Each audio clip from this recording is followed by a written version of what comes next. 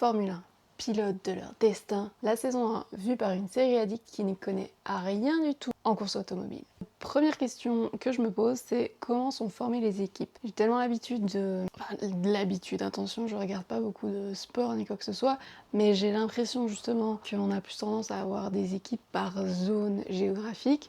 Bon, quand c'est des trucs internationaux, généralement c'est par pays, il me semble. Les équipes sont dans le sport généralement liées à un point géographique. Et là, pas du tout. Rien à voir, tout se mélange, ce qui en soi n'est pas un problème, mais du coup je comprends pas comment ça s'organise, quoi. C'est même pas par marque de voiture. Il y a Mercedes, Ferrari, c'est ok les marques de voiture, mais en fait non. Après t'as Red Bull qui est un truc de boisson.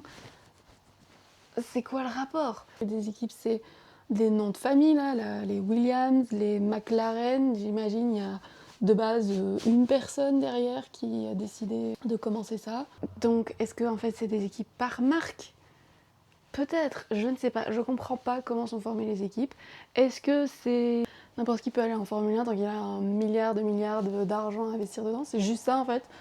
T'as la thune, tu crées ton équipe, il n'y a pas d'autres contraintes. Est-ce que genre là aujourd'hui, mettons je gagne à l'euro million, je suis sûre que des millions c'est pas suffisant, mais je sais pas, je gagne un paquet de thunes, je peux dire hop, je commence mon équipe. Je vais chercher des ingénieurs, des marques de voitures pour faire des partenariats et c'est bon, en fait, je suis acceptée dans le truc. Comment ça se passe? Alors j'imagine qu'il y a un sous-Formule 1 parce qu'il y a quand même que 20 places et là, il me semble, elles sont prises et ça doit être lié à un classement quelconque, quelque part, je ne sais pas. Tout ça, j'y comprends rien. Ah oui, je décide de faire mon feedback, j'ai pas googlé, j'ai pas regardé sur Wikipédia, genre je veux rien savoir, juste j'ai regardé la première saison, les épisodes, voilà, toutes les pensées qui m'ont traversé l'esprit et j'ai pas été chercher les réponses. Et du coup, en parlant d'équipe qui sort de nulle part, c'est aussi un peu marrant comme sport d'équipe, mais pas vraiment sport d'équipe quoi, parce que il y a l'équipe qui fait la voiture, ok, qui a l'argent derrière, etc. Mais t'as aussi le pilote. Les pilotes, ils ont chacun 2 pilotes par équipe de course, de voiture. Et les pilotes, ok, ils veulent que la voiture soit bien, donc que l'équipe soit bien, et j'imagine il y a une certaine collaboration sur je sais pas quoi, j'y connais rien en voiture. Ça, c'est l'aspect équipe, mais après, les pilotes sont quand même chacun complètement individuels dans leur truc. Déjà, ils sont tout seuls dans la voiture, donc tu gagnes tout seul.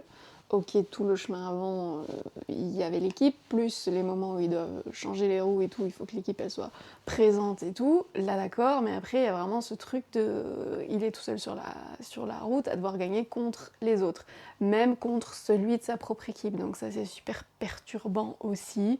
Est-ce qu'il y a vraiment ça dans d'autres sports? Enfin, je sais pas, soit c'est un sport d'équipe, soit c'est un sport individuel, tu gagnes en individuel, quoi. Est-ce qu'il y a d'autres sports comme ça? De nouveau, je suis pas une sportive, je connais pas tant la multitude de sports qui existent, mais est-ce qu'il y a d'autres trucs qui seraient équivalents comme ça, où c'est soi-disant super fort, équipe et tout, il faut que ton équipe elle soit bien, qu'elle soit soudée, machin, qu'elle soit bien gérée, et en même temps, chacun pour sa gueule une fois que t'es dans la course, mais en même temps non, tu as des directives quand même de ton équipe, enfin bon, ça doit être super perturbant. Et aussi, les pilotes sont quand même pas vraiment, j'ai l'impression, elles n'ont pas un énorme contrôle sur leur destin. Je trouve ça marrant d'ailleurs comme titre, parce que ils se font échanger d'une marque à l'autre. Alors je sais qu'ils ont leur mot à dire, etc., en fonction de s'ils sont bons ou ils sont pas bons. Enfin, même si, bon, ils étaient dans les 20 premiers, t'es quand même super bon. Voilà, faut le dire. Mais il y a quand même ce truc de ah, mais il y a quelqu'un qui arrive qui est meilleur que toi, si la marque elle veut cette personne-là et qu'elle lui donne assez d'argent, bah toi, ciao quoi. Tu peux aller te chercher une autre équipe s'il y a encore de la place parce que, attention, tout le monde a fait ses petites popotes. Donc chaque année, il y a ce truc de petites popotes de on te garde pas, mais en même temps, ils vont te garder jusqu'à ce qu'ils soient sûrs d'avoir un autre. Enfin, d'avoir l'autre qui veulent vraiment, et s'ils l'ont pas, bon bah ok, on va faire avec toi. Mais s'ils arrivent à l'avoir, alors à ce moment-là, t'es là, ah bah en fait, tu seras pas avec nous la saison prochaine, ok, donc maintenant je vais chercher ailleurs. Enfin, c'est très bizarre, comme il y a vraiment, je trouve, un aspect contrôle et incontrôle dans leur job, ou dans la voiture, bah, ils sont quand même forts hein, dans le contrôle de leur véhicule et tout, dans la maîtrise de leur sport. Mais en même temps, bah, des fois t'as la voiture qui foire, tu comprends pas trop pourquoi, ils y peuvent rien. Et en même temps, ah bah t'es à la fin de ton contrat, tu sais pas si t'as un avenir dans le truc de la Formule 1. On va dire ceux qui sont généralement classés dans les 10 premiers, bah ok, ils sont sûrs de... Enfin, et encore, ils sont généralement... Ils se disent quelqu'un va vouloir de moi, mais si t'es dans les 10 derniers, c'est pas sûr que tu as un avenir dans ce monde en fait. Voilà, ça doit être particulier cette gestion justement du contrôle. Enfin voilà, il doit y avoir quand même cet énorme besoin de contrôle. Enfin, ce contrôle jusqu'à la limite de l'incontrôle quoi. Il y a vraiment un truc très, très particulier dans ces gens. En parlant de pilotes, est-ce qu'il y en a qui ne viennent pas de famille dont c'est l'héritage en fait? Parce qu'il y a quand même, j'ai l'impression, enfin je sais plus, on nous en a montré quelques-uns. Ah ben le père était aussi pilote d'automobile ou dans un truc du genre. Les parents c'était leur sport aussi, et puis après ben, ils ont mis leurs gamins dedans. Alors je sais que, je pense que c'est comme ça pour beaucoup de sports. Ça va Tisha? Il y a ce truc de le domaine de tes parents, donc naturellement tu as les pieds dedans et tu continues cette voie si elle te plaît. Quand même, on a chacun notre libre arbitre. Est-ce qu'il y a des pilotes ou juste en fait, je sais pas moi, ils ont été invités à faire du karting à un anniversaire d'un copain et puis après ils se sont dit ah bah oui, oui, oui, je veux faire ça, je veux faire ça. Et que c'est tout seul qu'ils avaient cette envie de faire du karting et tout. Alors je sais aussi que c'est quand même un sport de riche, il me semble. Mettons, même si les parents sont pas dans le milieu et tout, que le gamin il a envie de se lancer là-dedans, il faut quand même que les parents puissent suivre je sais même pas. Voilà, j'y comprends rien, je comprends pas comment ils en arrivent là. Est-ce qu'il y a certains pilotes où c'est vraiment ça leur vient d'eux, quoi, l'idée? Je me pose la question de comment on en vient là, mais de certains profils qu'on nous a montrés, il y a quand même fort. Bah en fait c'est le chemin qu'on t'a tracé, donc tu continues dedans. Ce qui est logique aussi, mais bon voilà. Il faut déjà venir d'un milieu assez particulier, je pense, pour finir là-dedans du coup. C'est pas tout le monde qui a accès à ce sport, comme d'autres. Hein. L'équitation, c'est aussi des dépenses et blablabla. Et si tes parents te mettent jamais sur le dos d'un cheval, bon bah tu peux pas le deviner que t'aimes bien ça. Mais bon, voilà, petite réflexion. En parlant de Daniel Ricciardo, moi j'ai trouvé ça trop bizarre sa décision d'aller chez Renault. Alors je comprends que genre bon chez Red Bull ça se passait peut-être plus très bien avec Max Verstappen que tous les moyens étaient mis pour lui et moins pour Daniel Ricciardo possiblement. Mais je comprends pas la décision d'aller chez Renault. Pourquoi Renault? Ils avaient l'air nuls. Red Bull avait des problèmes de moteur, moteur Renault.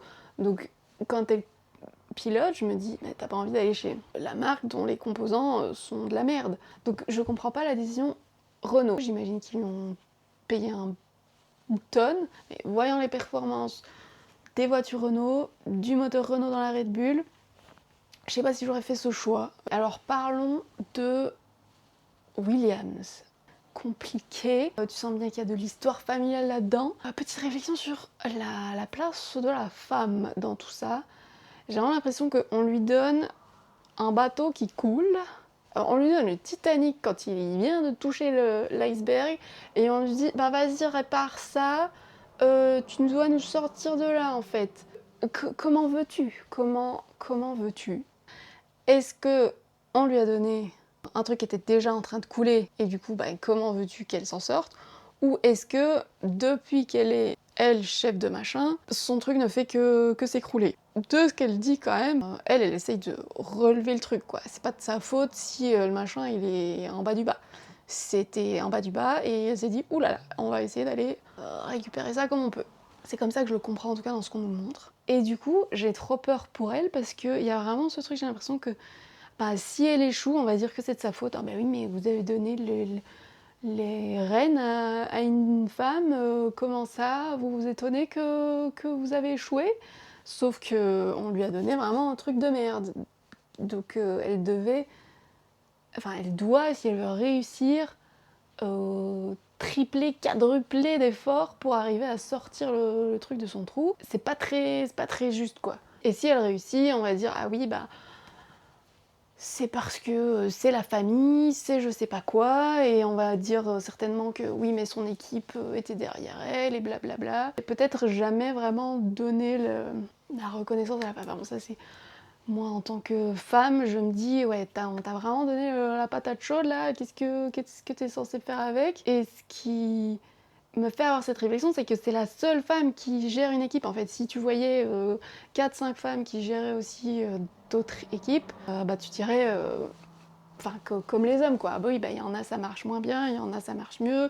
Ils ont différentes stratégies pour essayer de s'en sortir et tout, et tu vois différentes manières dont c'est géré, comme tu le vois avec tous les hommes dans les équipes. Enfin c'est la seule femme en fait, j'ai l'impression que d'office elle part perdante quoi. Il n'y a pas moyen qu'elle s'en sorte dans ce truc qu'on lui a donné quoi, dans cette position dans laquelle on la met. Alors je comprends qu'elle, elle veut pas perdre son héritage familial, etc. Ça a l'air super important pour sa famille ou j'en sais rien. Mais voilà, vraiment pas un rôle facile. Et c'est dommage de la seule femme qu'on voit qui est chef d'équipe ou manager de je sais pas quoi, j'ai complètement oublié leur titre, et c'est vraiment la galère des galères, la pire des galères. Tu n'en vois pas une autre qui donne un exemple de on a décidé de la mettre parce qu'elle est bonne et qu'elle sait gérer un truc, mais déjà en lui donnant les moyens de quoi. Bon, bref. Après, si elle réussit, l'autre meuf, tant mieux, gloire à elle, mais est-ce qu'on va vraiment lui donner toute la gloire? Pas sûr. Ce qu'il y a à dire, c'est courage Madame Williams, parce que pas simple ton affaire.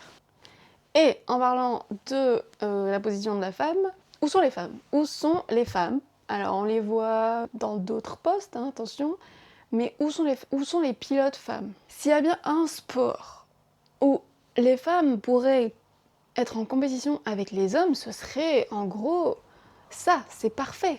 Parce que c'est pas une histoire de compétences physiques, de compétences de rapidité ou je sais pas trop quoi. Leur corps physiquement, bien sûr, ils doivent être en forme physiquement pour pouvoir être pilotes, mais en quoi, je veux dire, ils doivent juste être fit, ok, mais après, leur compétence de la maîtrise de la voiture, etc., c'est autre chose que le physique. Il y a plein de trucs mentaux et de, je sais pas, ils ont 1 million de boutons là sur leur petit truc, donc il y a toute la gestion de ça, j'imagine, de ce qu'on te dit dans les oreilles, blabla, et plus vraiment de regarder ce qui se passe et avoir les bons réflexes et tout.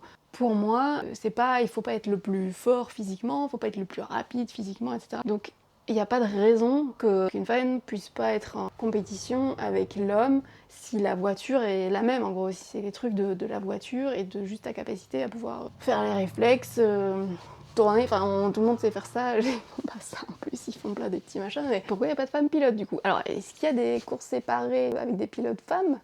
Je sais pas, peut-être, je vous ai dit, je me suis pas renseignée, mais voilà, faudrait qu'on m'explique s'il y a réellement des différences de pourquoi une femme ne pourrait pas être dans la même compétition de voiture. Genre réellement. Pourquoi? Attention, parce qu'il y a des trucs de prise de risque, etc. Alors si on veut remonter dans l'histoire, enfin dans les cultures, etc., oui, on éduque moins les petites filles à prendre des risques, à foncer dans ce genre de trucs, etc. Donc culturellement, je comprends pourquoi il n'y a pas de femmes en tant que pilote. Mais bon, on est en 2026, toutes les marques, ça vient de pays occidentaux, hein, on a une majorité dans des sociétés où normalement la position de la femme est quand même montant vers l'égalité, donc il devrait pour moi y avoir des femmes dans ces compétitions en fait. Et aussi, pareil, il devrait y avoir, je l'ai déjà dit, mais plus de femmes qui sont managers des équipes ou chief manager de je sais pas quoi. Où sont-elles? Où sont-elles? Voilà. Enfin si, on les voit bien, elles sont à faire le secrétariat quoi, ça m'énerve, ça m'énerve. Parce que pareil, on n'en voit pas beaucoup qui sont dans tous les trucs d'ingénierie derrière. Une femme peut être mécanicienne, hein, pourquoi elle pourrait pas l'être? Donc pourquoi il n'y a pas de femmes dans les trucs? Il y a des femmes dans le public, donc c'est que ça intéresse des femmes, non? Moi je veux voir des femmes qui sont dans des positions de pouvoir, de prendre des décisions et de gestion du truc. Et aussi dans les positions de performance, que ce soit performance d'ingénierie, de mécanique ou performance des pilotes, etc. J'ai l'impression que ce serait un lieu parfait pour qu'il y ait une égalité à ce niveau-là. Et pourtant, alors, je me trompe certainement quelque part, ou est-ce que juste on est encore tous très arriérés? Plusieurs choses que je comprends rien, donc je comprends rien aux règles en général, au classement et bidule. Comment est-ce qu'ils gagnent des points? Comment est-ce que ça impacte le truc? Ils ont des pénalités? Dans quel cas? De quoi? Je comprends vraiment pas les règles en fait. Enfin, le principe de t'es le premier, t'es devant, tu gagnes, oui, mais justement, le principe de tout le classement, j'ai pas tout capté. Ils en parlent pas trop. Enfin, j'ai pas l'impression qu'ils en parlent des tonnes dans la saison 1. J'ai compris qu'il y avait donc sur un week-end des tours d'essai pour s'habituer, j'imagine, au tour. Puis il y a les qualifications où c'est celui qui fait le meilleur temps qui va être le mieux classé pour après la course finale. Là de nouveau, classement premier, deuxième, troisième. Le classement premier, deuxième, troisième, ça je comprends, mais je comprends pas les points. Voilà. Et après, quoi, il y a des points par pilote, et puis après, il y a des points par équipe, du coup. Ça aussi, hein, de nouveau, cette ambivalence pilote-équipe, quand même, déjà, si tu fais deux classements différents, c'est qu'il y a quand même un problème quelque part. C'est pas vraiment un sport d'équipe. Ah oui, et aussi, du coup, on dit truc Formule 1, que c'est soi-disant la Coupe du Monde de course automobile. Enfin, j'ai l'impression qu'il le présente un petit peu comme ça. Mais en quoi c'est le truc du monde, déjà, hein? Il y a pas... Parce que, de nouveau, on n'est pas dans un... Il n'y a pas tous les pays qui sont représentés, hein. Il y a 1 million d'équipes anglaises, et allemandes, je sais plus, une américaine, je sais, et d'autres que on parle pas, on sait pas trop d'où ça vient. Donc je comprends pas bien. Alors je comprends qu'ils vont à plusieurs endroits dans le monde pour faire voilà, différents circuits et tout, ça d'accord. Alors aussi, comment est-ce qu'ils ont tout cet argent à mettre dans ce jeu, hein, dans ce sport? Parce que bah, j'imagine bien ils ont l'argent du public, de ceux qui viennent voir les courses automobiles. Mais est-ce que c'est vraiment suffisant? Enfin, je sais pas combien ça coûte d'ailleurs d'aller voir une course automobile, donc peut-être qu'en fait je serais pas surprise en fonction du prix. Mais bon, j'ai l'impression que ça se fait quand même, les gens vont voir ça. Ça a pas l'air si inaccessible d'aller voir une course de Formule 1. Enfin, je dis ça parce que je suis belge, il y a le Spa-Francorchamps qui était pas loin de chez moi, donc je sais que ça se fait et qu'il y a des gens qui vont voir ça. Donc ça paraît pas si inaccessible comme prix des places. Ok, t'as un certain nombre de publics et tout. Ça m'a pas l'air suffisant pour devoir payer tout ce truc qu'il y a. Donc déjà, les pilotes qui, je pense, sont payés super bien. Les équipes qu'ils ont, même si la plus petite équipe, c'est genre 200 personnes, c'est déjà pas mal. Donc j'imagine pas les grosses équipes, c'est quoi, 500, 1000 personnes qui travaillent, donc il faut payer tout ça. Et puis la matière, je veux dire, ils crachent des voitures à chaque course, donc à chaque fois tu dois réinvestir dans la matière première de la voiture et tout. Ça me paraît énorme les dépenses, plus tout ce qui va avec. Ils ont toute une infrastructure à chaque course que je comprends pas bien. Ça a l'air de brasser des quantités de pognon incroyables et je comprends pas bien d'où elle vient. Est-ce que c'est juste les billionnaires qui sont à la tête de ça, hein, qui ont les équipes et les sponsors et c'est vraiment... Bref, en quoi est-ce que c'est intéressant pour justement un milliardaire d'aller mettre son argent dans du Formule 1? Comment est-ce qu'il le récupère après? Parce que ça a l'air juste tu dépenses beaucoup d'argent. Et j'imagine un petit peu qui te revient avec une partie du prix des places, mais bon, ça doit se séparer entre les 10 équipes. Est-ce qu'en fait ils font ça c'est que de la perte? Enfin voilà, je comprends pas bien. Je suis pas une experte en économie évidemment, mais d'où est-ce que comment est-ce que ça leur revient? En quoi est-ce que c'est un investissement intéressant? Voilà. Donc j'ai regardé la première saison, je suis maintenant investie, hein. Ça c'est vraiment... Je pense que tu me mets les courses à la télévision, je m'en fous.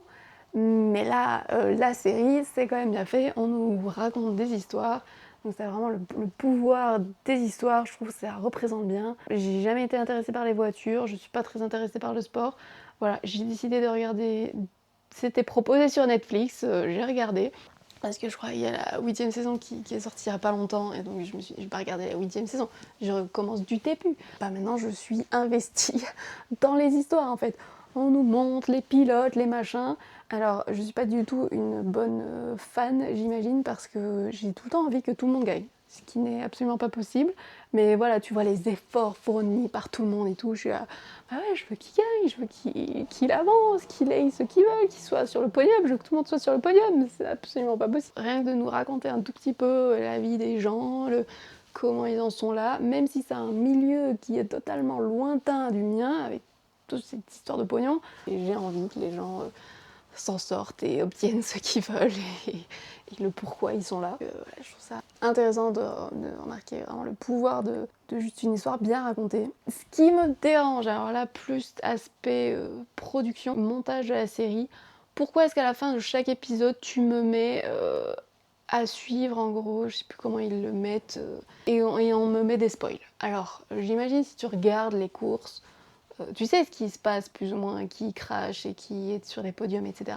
Mais moi je regarde pas les courses, je découvre la série et à la fin de chaque épisode, on me met des gros machins, des gens qui se crachent, des Bidule est parti chez Renault. Je l'ai appris à la fin d'un épisode, je ne veux pas, alors j'essaye de stopper, attends, enfin maintenant j'ai compris évidemment. Je ne veux pas regarder cette partie-là, mais bon, t'as 5 minutes où on monte des images de ce qui va venir dans le reste de la saison, et des fois c'est genre 5 épisodes plus loin, et j'aime pas ça du tout.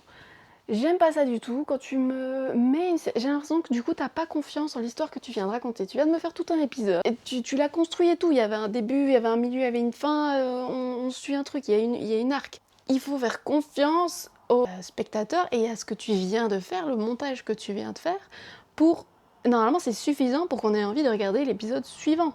Même s'il parle pas de la même chose, c'est... Justement, t'as tellement bien fait ton histoire, on sait que l'épisode suivant, l'histoire va être aussi bien faite. C'est ce à quoi on s'attend. Enfin, oui, pourquoi mettre ce spoil, surtout sur Netflix, parce qu'il me semble que c'est vraiment la production Netflix. C'est pas comme si c'était un truc qui a été fait par une autre production et puis maintenant ça se retrouve sur Netflix. Non, au départ, c'est vraiment une production Netflix.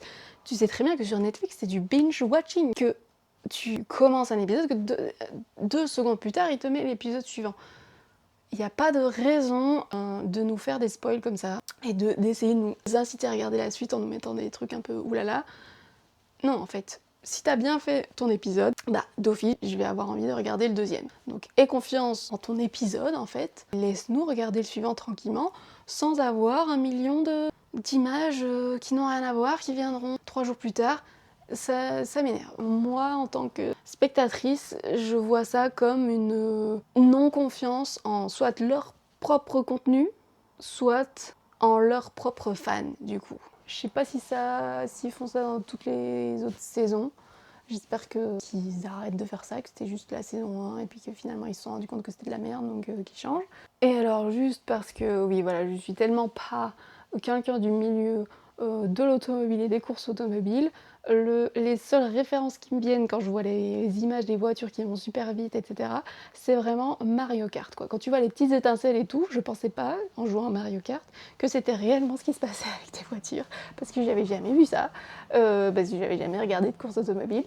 Mais moi je pensais que c'était un effet Mario Kart, c'était juste pour te dire bah ouais là tu vas vite donc ça fait des petites étincelles et tu sais que tu prends de la vitesse. Non en fait réellement les voitures font des étincelles. Ok, là j'aimerais bien qu'il y ait une course un peu... Non pas une course, un montage un peu marrant, il y en a peut-être, hein, j'ai pas cherché. Mais où justement tu reprends des images de vidéos et les moments où il dérape ou je sais pas trop quoi, tu vois la petite banane Mario Kart, en fait c'est le gars d'avant qui l'avait déposé, enfin bon. Je suis sûre qu'il y a moyen de faire des montages assez drôles, de mélanger les petits bonus Mario et les vraies images de Formule 1. Si vous avez des bonnes vidéos, je suis preneuse. Voilà ce que je retiens là, à la fin de la saison 1. On nous a parlé beaucoup des petites équipes qui struggle quoi. Voilà, t'as Williams qui est au fond du trou, McLaren qui apparemment il vient de changer, enfin il vient d'arriver le manager de je sais pas quoi. Et donc il doit aussi récupérer un peu le machin, Renault qui est pourri, voilà, on nous montre toutes ces petites équipes, et en fait on ne parle jamais de ceux qui gagnent. Enfin, un peu, il y a Red Bull qui est un peu dans le truc, qui se bat tout le temps pour la 3e place et qui veut être encore mieux, il me semble. Mais du coup, là, dans la saison 1, ceux qui sont tout le temps en premier, il me semble, c'est Mercedes et Ferrari. Et genre là, on nous en a pas du tout parlé. J'aime bien avoir les histoires des underdogs, hein, mais du coup, c'est curieux. Alors, je sais pas, évidemment, les accords qui ont été passés, j'imagine ça doit être ça, plus de trucs en arrière. Netflix qui a demandé des autorisations pour aller filmer et tout. Et est-ce que Ferrari et Mercedes ont dit non? Ou est-ce qu'ils se sont dit on commence une première saison, on va avoir les petites équipes d'officiels, on va vouloir un petit peu de pub et machin. Enfin voilà, je me demande un peu quel rôle, quels sont les accords entre voilà, les équipes de production Netflix et les différentes maisons. Voilà, est-ce que cela a amené un petit peu de succès, enfin de fanbase, d'avoir tous ces trucs où tu vois un peu plus l'envers du décor. Voilà, je me pose des questions. Est-ce que du coup, ça fait 8 saisons du truc F1, est-ce que ça a gagné encore plus en popularité? Ça a l'air déjà pas mal populaire, la Formule 1, mais est-ce que ça a encore plus gagné en popularité maintenant qu'il y a une série Netflix dessus qui vont chercher d'autres audimates, genre moi par exemple? Je regarderai toujours pas une course, j'ai pas les chaînes, mais maintenant je suis investie dans les histoires, hein. On va voir jusqu'à partir de quand ils vont réussir à me garder dans les histoires, mais ils ont gagné un début de fan. Ça, c'était la saison 1. Est-ce que je vais regarder la saison 2? Oui. Est-ce que je vais vous faire un retour? Bah oui, allons-y. Moi, ça m'amuse. Donc j'ai regardé aucune réponse à mes questions. Je vais pas regarder, j'aime bien ce point de vue novice qui n'y connaît rien, et juste on voit si la série répond à mes questions ou pas, si j'arrive à comprendre le truc ou pas. Mais si vous avez envie de m'expliquer un petit peu certaines choses, si vous avez des réponses, parce que vous êtes connaisseur, mais allez-y. Je vous écoute en commentaire, en toute bienveillance s'il vous plaît.